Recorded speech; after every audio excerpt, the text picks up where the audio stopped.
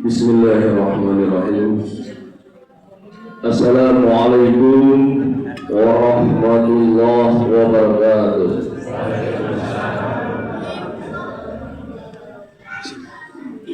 Alhamdulillahi arsala rasulahu bil huda wa dinil haq liyudhhirahu ala dini kulli walau karihal musyrikun. Asyhadu an la ilaha illallah wa asyhadu anna Muhammadan abduhu wa rasuluhu la nabiyya ba'da.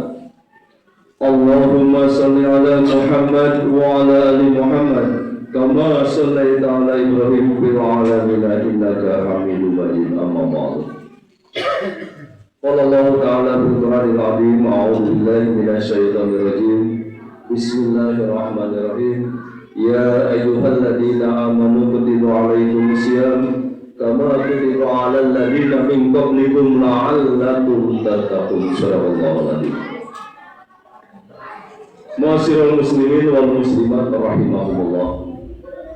Alhamdulillah pada kesempatan malam hari ini kita bisa bersilaturahmi dan saya alhamdulillah ditugaskan untuk memberikan satu tausiah nasihat kepada pribadi saya dan seluruh hadirin yang hadir pada kesempatan ini. Dan ini semua adalah atas izin dan anugerah dari Allah Subhanahu wa taala. Kita menanamkan satu keyakinan, satu akidah yang tergoyahkan bahwa segala sesuatu yang terjadi, yang kecil, yang sedang, yang besar, ataupun kiamat ini terjadi adalah hanya atas izin Allah. Ma'asyiral muslimin wal muslimat rahimahumullah. Bulan suci Ramadan adalah sesuatu yang luar biasa. Dan saya akan mengawali sesuatu fakta yang terjadi di antara umat Islam ketika bulan suci Ramadan. Beberapa tahun lalu di saat bulan suci Ramadan masih ada seorang intelektual, ahli agama, pangkat tinggi terjerat korupsi. Ada juga orang Islam, jelas-jelas KTP Islam, di bulan puasa mohon maaf melakukan sesuatu perbuatan tercela. Salah satunya asusila. Di bulan suci Ramadan orang masih rajin sholat. Bulan suci Ramadan juga masih melakukan hal-hal dosa yang kecil malah dosa yang besar. Pertanyaan besarnya, limana? Why? Kenapa tidak terjadi? Dan ini adalah fakta. Dan ini zaman sekarang, kalau kata YouTuber kita, mohon maaf amin, kita doakan amin. Umur tua, tapi semangat YouTubernya mengalahkan GZ generasi sekarang ini. Mudah-mudahan kami lancar ya, amin ya Allah. Amin. Mengekspos sesuatu yang baik adalah dakwah juga. Jejak digital tidak bisa dilupakan bahwa yang terjadi faktanya seperti itu. Padahal di bulan suci Ramadan umat Islam melaksanakan ibadah-ibadah yang wajib tapi melakukan pelanggaran dosa yang kecil maupun yang besar. Itu yang kita. Di mana nilai-nilai puasa yang tiap tahun kita lakukan? Maka pada kesempatan ini di 10 hari pertama yang penuh rahmat ini, saya ingin menyampaikan sesuatu sesuai dengan tema bagaimana sholat berjamaah dikaitkan, dikorelasikan dengan masalah nilai-nilai puasa ini. Maka yang pertama di awal ini, di 10 hari pertama ini yang penuh rahmat ini, kita harus menanamkan satu tujuan puasa sebenarnya itu apa? Apakah hanya fisik? Hanya kesehatan? Tidak ada yang menolak, Pak. Yang namanya puasa yang dilakukan umat Islam adalah sesuatu metode yang luar biasa untuk kesehatan. Malah untuk memelihara kecantikan itu di Jepang sudah diadakan satu penelitian, di Amerika, di Tiongkok dan sebagainya. Hanya mengambil ilmu kesehatannya, bukan puasa yang ditentukan oleh Rasulullah. Maka pada kesempatan ini sebenarnya puasa yang bagaimana? Di awal mungkin para ustaz sudah memberikan satu pendalaman pengantar yang luar biasa.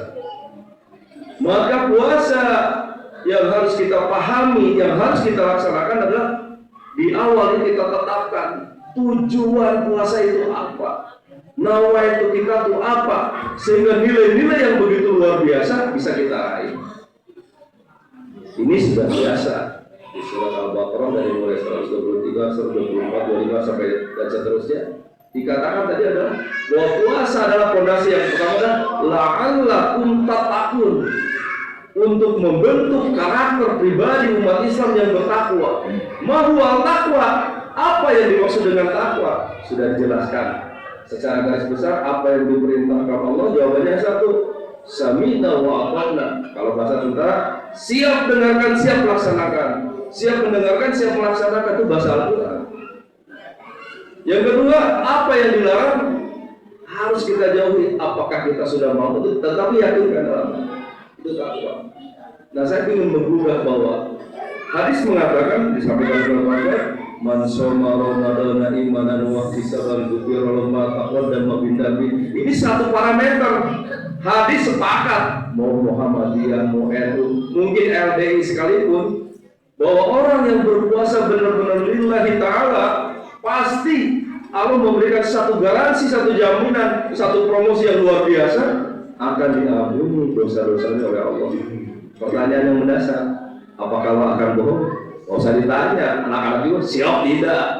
Apakah Allah benar? Jawabannya siap benar. Dan ini benar. Dilanjutkan dalam riwayat man qoma, barang siapa yang berdiri, salah satunya qiyamul lail bermakna tarawih, salat tarawih ini sama. Dosa kita insya Allah akan diampuni. Tetapi pertanyaannya, puasa yang bagaimana yang akan diterima oleh Allah? Bukan hanya fisik, bukan hanya secara lahir saja, tetapi puasa yang benar minimal siamul hos, puasanya orang yang khusus. Nah, tujuan yang pertama di dalam Al-Quran dikatakan la'allakum tattaqun. Ayat berikutnya ada yang mengatakan la'allahum yarshudun, yang cerdas. Berikutnya la'allakum tashkurun. Nah, saya ingin mengulang ayat tadi yang kebenarannya mutlak qat'i dalam bahasa Arab itu ingin dijabarkan secara akademisi. Saya membaca tadi sebentar, ada buku salah satu di Universitas Ari Ginanya, itu mengungkapkan, menggugah, membongkar ayat ini bagaimana sih la'allakum tattaqun itu. Ternyata pas banget dengan tujuan.